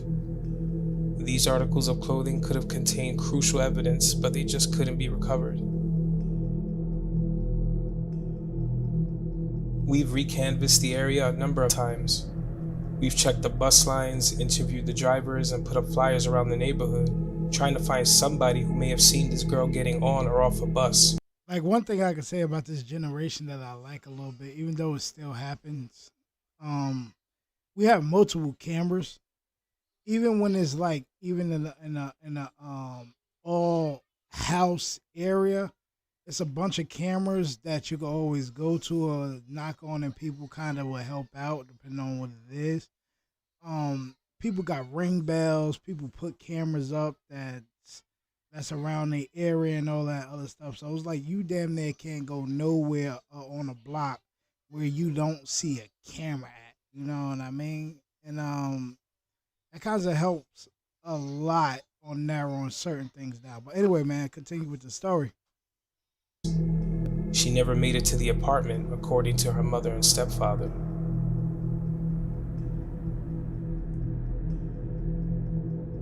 Officers working on the case were able to place Minerlise leaving the school after parting ways with Kimberly, getting on the BX12 bus, getting off the bus, and lastly, doing what looks like entering her building.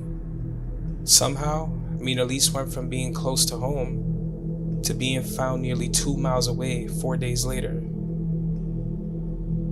She was wearing a sweatshirt with the logo New York Jeans on the front, and a pair of denim jeans with that same logo on the pockets. She also wore a pair of white Fila sneakers with blue trim, a black JanSport, and pink fluorescent socks. Family and friends alike all torn by the tragic news, not knowing if there was a killer targeting young children, would demand answers. But the trail seemed to only get colder as time went on. Minerlise's loved ones would keep the memory of the sweet and loving teen alive, and dozens of detectives would take the case on over the years. But when it came to justice, all hope seemed completely lost. Minnie was gone, and her killer, well, he was still out there. With no leads coming in, no tips, and no closure, the family and friends of Minerlise Soriano bear this tragedy for more than 22 years. But a new procedure in forensics would blow this case wide open. In 2018, the Homicide Bureau requested familial DNA be introduced to Minnie's case.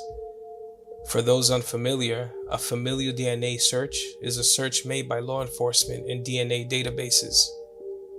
When a search for an exact match to a DNA sample comes up with nothing, a search of familial DNA might bring back a partial match, indicating a sibling, child, parent, or other blood relative is who they're looking for. This was the procedure used to track down the infamous Golden State Killer in 2018, more than 30 years after his last known crime spree. 2 years later is when investigators would catch a major break, when tests would confirm that the DNA found on Minerlise was linked to someone in the database. The DNA match in this database belonged to a convicted felon. So this meant the authorities were looking for someone related to that felon, and they were the ones that might have committed this vicious act. To help narrow down their possible suspects, investigators created a family tree, made up of 5 possible male relatives of that felon. Everything from their age to where they lived at the time of the murder to their criminal history was taken into account. This meant 2 of those possible suspects were automatically eliminated since they were too young at the time of the crime. This left 3, who investigators determined to be sons of that convicted felon. Now, this is when detectives took a closer look at one of the 3 men and realized he had lived in the same building as Minerlise all along, just a few floors below. They legally obtained a discarded DNA sample from the man and sent it to the lab to see if this was the same DNA found on Minerlise. It would come up a direct match. Looking back on old case notes, detectives found yet another connection.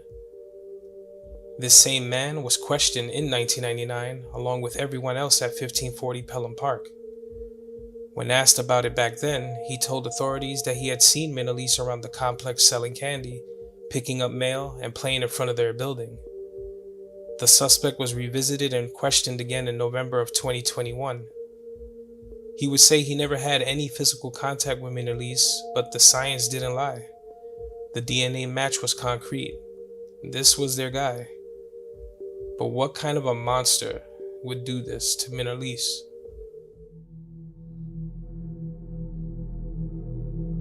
Joseph Martinez was a 49-year-old man living in New Rochelle, New York. He was a Bronx native and known in the community for bringing his telescope out to the streets and gazing up at the moon. He would come to be known by the moniker Jupiter Joe, and astronomy was his game. He says he was encouraged to learn about astronomy as a kid when his father gifted him his first pair of binoculars. In 2011, he would start Jupiter Joe's Sidewalk Astronomy. Martinez would encourage people of all ages to join him in his quest for knowledge, building a reputation as a good person who wanted to make people smile. And he never failed to attract the crowd. He would carry props with him everywhere he went, getting the attention of children on a daily basis. And Martinez's candid and upbeat personality made him very easy to talk to. He even had a YouTube channel where he would upload videos of him filming time lapses of the sky, having interviews with aspiring astronomers, and letting viewers know what type of equipment to purchase if they wanted to do a little stargazing on their end. He had no prior criminal history, everybody knew him, and he was always within close proximity, so why would anybody suspect him? The self-proclaimed stargazer spent 22 years interacting with children, mingling with neighbors, and organizing events in the very same community that he had terrorized so long ago. The grisly details of the crime and Martinez's arrests would come as a shock to those who knew him. I'm still thinking there's gotta be a mistake. He seemed like a fantastic guy, said Joe Alcott, who met Martinez at a robotics conference. Investigators say that Martinez asked for a lawyer when questioned about how his semen made it onto Mona Lisa's sweater, and when he was arrested, he was silent and had a 10,000-yard stare, as if puzzled and shocked at the outcome. Martinez has 2 daughters of his own, one of whom still expresses not knowing what to make of the information that's come to light. A harsh reminder that sometimes you just don't know people as well as you think you do. Friends and family of Mona Lisa Soriano mourn today just as loudly as they did the day her body was discovered. The tragic news and surprising conclusion coming as a reminder to never lose hope when seeking justice. Both investigators and loved ones who worked tirelessly to find this killer are forever scarred. Minnie's mother, Minerva, and stepfather, Ray, never attended the wake or the funeral for their daughter, despite Ray Robles mentioning that he raised Mona Lisa as his own. This only left more questions for a grief-stricken father. To this day, Minerva and Ray have very little to do with Minnie's investigation. There's something very wrong with her mother not being at the funeral. We just don't understand. It's just so horrible, and she didn't make the wake either, said Soriano as he watched his daughter being brought into a hearse. The last time I saw her was 5 years ago. Her mother has been hiding my child. I went looking for her, but nobody from the family would tell me where she was. Soriano was also highly upset at claims that Mona Lisa was often seen running excessive errands late at night and caring for her half-sister Nadia. She was a housekeeper for them. She was taking care of the other child. I feel happy because justice is working, but I feel sad at the same time because it takes too long. Luis Soriano now resides in Texas. Joseph Martinez was arraigned on Tuesday, December 30th, 2021, on 2 charges of second-degree murder and the death of Mona Lisa Soriano. He's next due in court on March 7th, 2022. I replay that moment over and over. I blamed myself for years because I said to myself, maybe if I asked, I would have known what she was doing. I was the last person who probably saw her alive, other than her killer. I didn't forget her all these years, and I don't want anyone else to forget her. The day of her funeral, I held her hand and I wouldn't let go of her casket. I made a promise to her I would find her killer and I would never forget. Mona Lisa would have been 36 years old. Just wanted to say thank you for stopping by and watching today's video. I really do appreciate all the love that you guys have been showing me in just over a week that I've been doing this channel. The response has been nothing short of amazing, so I really mean it. Thank you.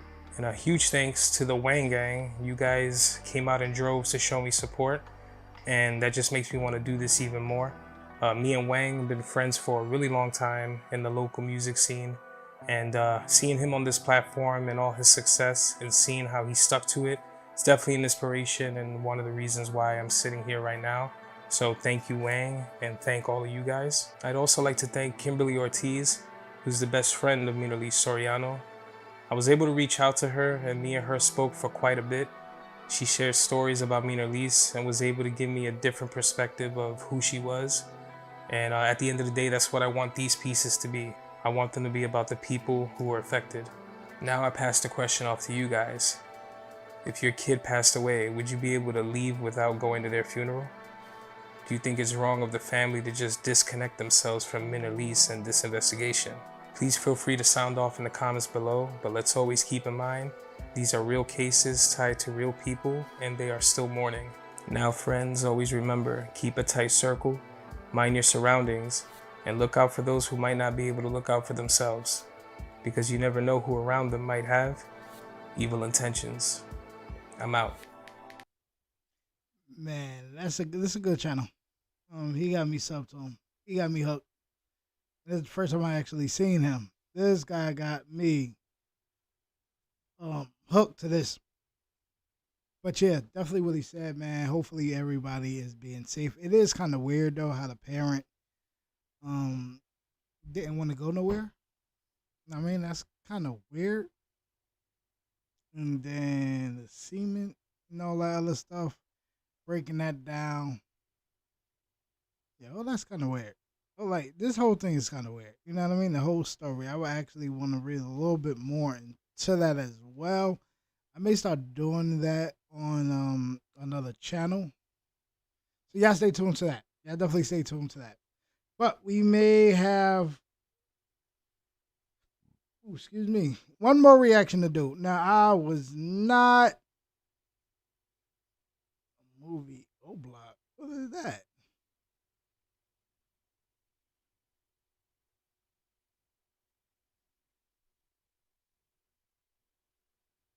Caribbean trying other Caribbean oxtails. Bug might have nibbled at it. And there's hair in it. Okay. My name is Thomas Molzak. I've been making oxtail for a few years now, but I've been eating it my whole life. And I am representing for St. Vincent and the Grenadines. My name is Dion. I'm representing Trinidad and Tobago. I've been cooking oxtails now about 10 years. My name is Christopher Callender. I've been making oxtails for my whole life, and I'm from Jamaica. I'm a combination of being self-taught, just having my own experiences, having a bunch of like online influences, but also just growing up in Brooklyn, I was super immersed into the Caribbean food scene. Growing up, having Trinidadian parents and living in Savannah, Georgia, so I had like a wild mix of things that I would be exposed to eating. Jamaicans and the Caribbean have the best oxtails, without a doubt. I would say Trinidad and Tobago makes the best oxtails. I would give Jamaica as a close runner-up. Yes, Jamaica deserves its shine, but these other nations, these other islands, these other, smaller islands also deserve some shine. The way it's supposed to be pronounced is oxtails. I think it's oxtail. Oxtail, no S. One of the things that makes the food so unique and so great, especially in... Got me hooked.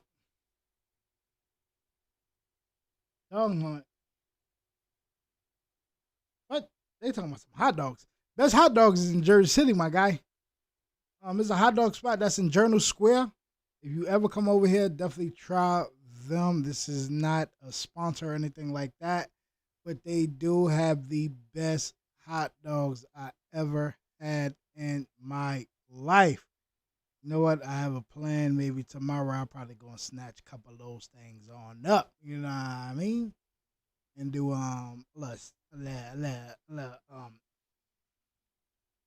they call it? I forgot what they call it. But this is my last one. The game is about to come on. You are catching this live. I will be back on around 9:30ish. And that would take me all the way to 11 o'clock. And because I look at it like, games got good moments, especially in the last couple of minutes of games. If it's a close game, the last 2 minutes of a game is like 4 minutes of a game is always the most classic moments.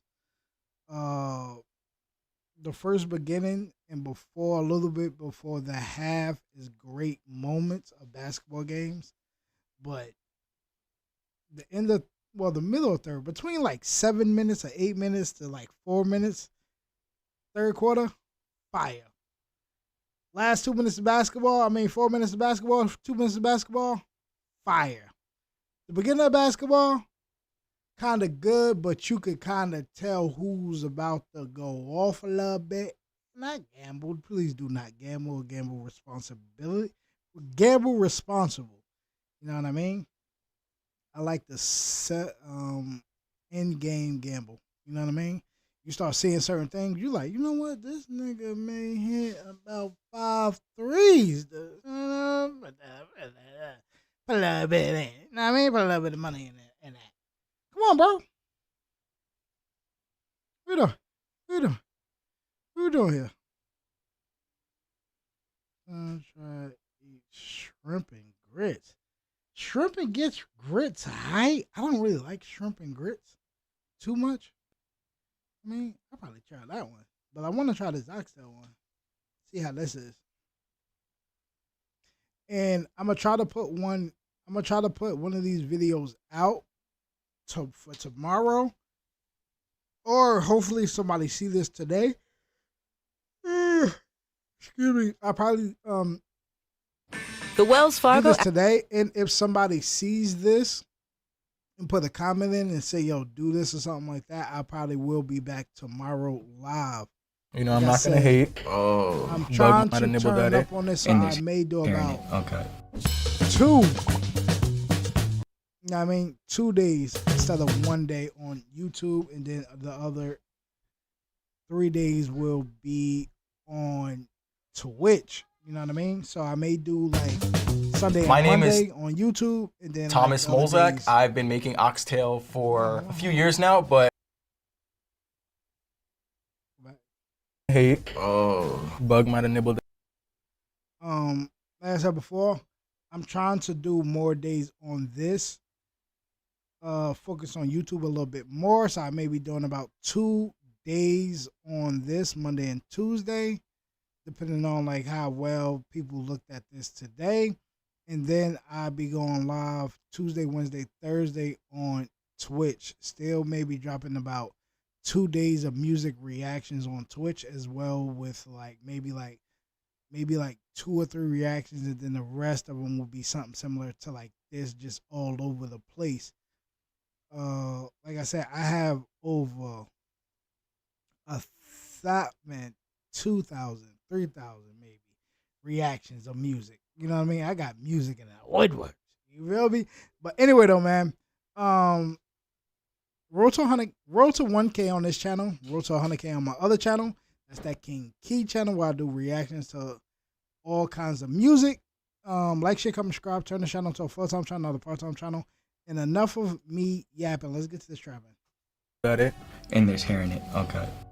This Caribbean men try each other's oxtail. My name is Thomas Molzak. I've been making oxtail for a few years now, but I've been eating it my whole life. And I am representing for St. Vincent and the Grenadines. My name is Dion. I'm representing Trinidad and Tobago. I've been cooking oxtails now about 10 years. My name is Christopher Callender. I've been making oxtails for my whole life, and I'm from Jamaica. I'm a combination of being self-taught, just having my own experiences, having a bunch of like online influences, but also just growing up in Brooklyn, I was super immersed into the Caribbean food scene. Growing up, having Trinidadian parents and living in Savannah, Georgia, so I had like a wild mix of things that I would be exposed to eating. Jamaicans in the Caribbean have the best oxtails, without a doubt. I would say Trinidad and Tobago makes the best oxtails. I would give Jamaica as a close runner-up. Yes, Jamaica deserves its shine, but these other nations, these other islands, these other, smaller islands also deserve some shine. The way it's supposed to be pronounced is oxtails. I think it's oxtail. Oxtail, no S. One of the things that makes the food so unique and so great, especially in St. Vincent, is the use of fresh herbs and spices. Having some also dried herbs and spices, it's a big part of African American cooking. Gotta have some good green seasoning, a good assortment of bell peppers and herbs. Thyme and allspice are like the two things you definitely need in most things that goes along in a lot of the recipes, especially in Jamaica. There are several factors that can lead to underwhelming oxtails, and one of those could be just not salting it enough, not having a flavorful beef stock. Not properly washing your oxtail can definitely ruin your dish. You need to wash it 2 to 3 times with some lemon or some vinegar. Forgetting to soak your meat in vinegar can potentially ruin your oxtails. If your oxtail's not falling off the bone, go home. Word. Talk it.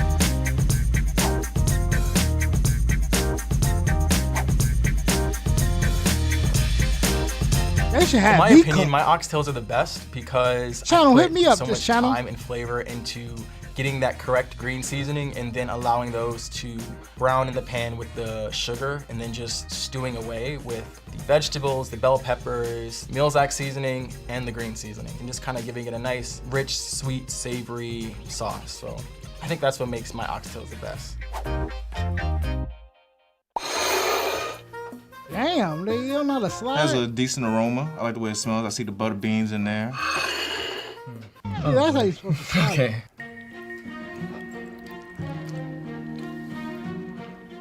It ain't busting. It's a little. I told you it ain't busting. The You know that. Genesis Bussin'. When GV70. it's busting, It's true that looks can be deceiving. every bite you trying to savor that bite. It's a little oily. I'll say that. It's not bad at all. It's nice and tender, it's chewy. It's high in salt. I'm tasting a lot more of the spice on it. I'm getting a little bit like the Scotch bonnet maybe have popped in when they were cooking it. I mean, I like spice, but I think it's just too spicy. Not quite what Caribbean oxtails is. You could have cut a When little it bit comes more. to something similar to this, everybody got different taste buds. You know what I mean? So you may like, that's like jerk chicken. If I was to make jerk chicken, somebody may like jerk chicken as hot as possible. Some may like it mild with a hint of spice on it. You get what I'm saying? So like, they should have asked them like, what is they really looking for? Like really, really looking for. Know what I mean? And then take those people that actually say the same thing and be like, all right, y'all kind of got the same taste buds when it comes to this. But anyway, man. More of the fat off, but it's falling off as you see. I like that. They definitely cooked it long enough. I like the texture. I think that's the They're best part supposed to to me. be holding the way on it's for falling off, dear I'm life. really just pulling it off. The quality of meat is not what I'm used to. And the 1-inch cuts, I actually hate 1-inch cuts. The oxtail should be cut at 1.5 inches just because of the amount of meat you get on it. When you get oxtail, you want to be like, and this is pretty small, and there's hair in it. Oh God, I'm sorry. That really is. It's tender. It's good. The carrot's good. Just tastes like Jamaican oxtails to me. It could be a little more saucy. I feel like they let it cook just a little too long. Besides that, I really don't have any complaints about this one. I'm giving this a solid 8. I'm gonna give it a 5. It's the pepper that's really killing me. Too spicy. Okay, so you said at 13. I'm self-taught, but I mean, obviously I learned from my grandmother. She was the first person to cook oxtail for me, but I found new ways of actually making oxtails and also found different ways to develop and make a more complex flavor in oxtails. I like actually making in the oven. This time I was like, let me just put this at 300 and just see what it does for 7 hours. So I've really used this more like an experiment because I've actually never slow cooked it like this before. From what I taste, it tastes pretty damn good. Looks very pretty. I didn't know we could bring rice. I would have brought rice. I should have brought rice. Oh, so they were fancy, huh? Good presentation. Partially on top is new. I guess there's a little flair. I like that. I actually like the size of the oxtails. Sometimes they can be too small. A lot of times these places are just like cutting them super thin. So I like a big, meaty piece. You can pick it up with your hands. Like, see how it tastes. I like that. It ain't busting. Okay. It's not bad at all. It's not alright. quite falling off the bone as much as I would like it to be. The flavor is really rich. I feel like maybe it's the caramelized sugar. Also like maybe like the allspice or the clove has like a little hint of that. Something really sharp. It's giving me like a teriyaki vibe. The flavor is good. The flavor is really good. It's kind of sweet. These kind of remind me more of American oxtails a little bit. The best part of the dish is how tender the oxtails are. It's not as tender as I would like. This one doesn't have any spice to it at all. Good oxtail should have a little, that balance it has, definitely has to have a little hint of sweetness to it, but you need a little bit of that pepper, a little bit of that spice coming behind it. It's probably like a hint of bitterness, but honestly, I can't even like be mad at this dish. It's really good. You know, I'm not gonna hate. I would have loved to. This one is a little saucier than the last. A little more of that stew and a little more of that juice and flavor sitting on it. Maybe taking out a little bit of the clove or like allspice if they use that, just like a tiny bit less. But other than that, I think this is a pretty good oxtail. I would say 7.8. It's not hanging off the bone quite as much as I would like, and it's missing that spice. I'm gonna give this a 7. 7. I've seen my parents make oxtails growing up. I've kind of taken a few notes from them, but as the years have gone by, I've created my own recipe. I'm confident my oxtails will be the best because I just have a mixture of flavors. I have a little bit of my Trini culture, with my green seasoning in there. I was raised in Georgia, so I got a little bit of that experience and that exposure in the culinary world. I know for a fact I had my oxtail seasoning longer than everybody else. So that's a big factor right there. Mine been sitting in seasoning since Wednesday, so yeah. All right. Wow. Wait, these are mine. No, I'm kidding. Appearance is good. I see the butter beans. A leaf is cute. Bug might have nibbled at it. I'm kidding. That just shows you that they, use that, and I think that always adds a really rich flavor. Really great job on that already. That's where I'm from usually.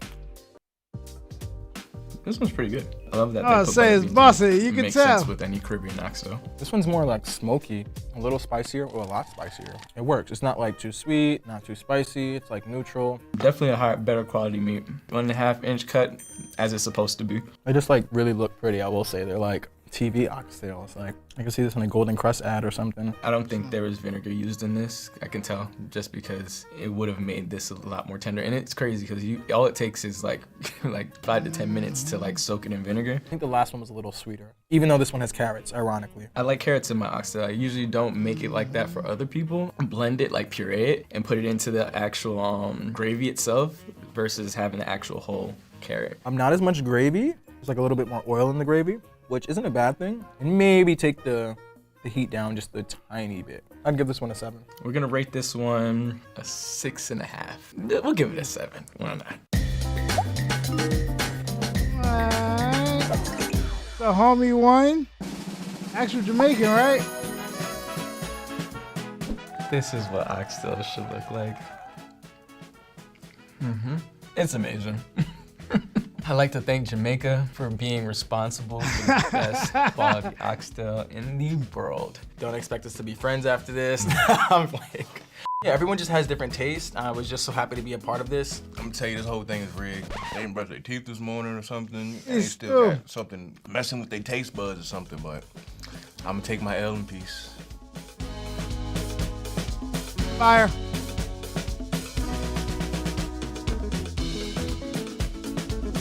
Cobbler. Ooh, now that's nanas in them. All right now. Mess around and make me watch this the Southern though. Come on, bro. Country people, be putting their foot in food. But anyway, though, man, that was fire. Y'all want me to do anything else from that channel or something like that with food? Y'all already know, man. Tear them comments up down below. Once again, road to what the heck?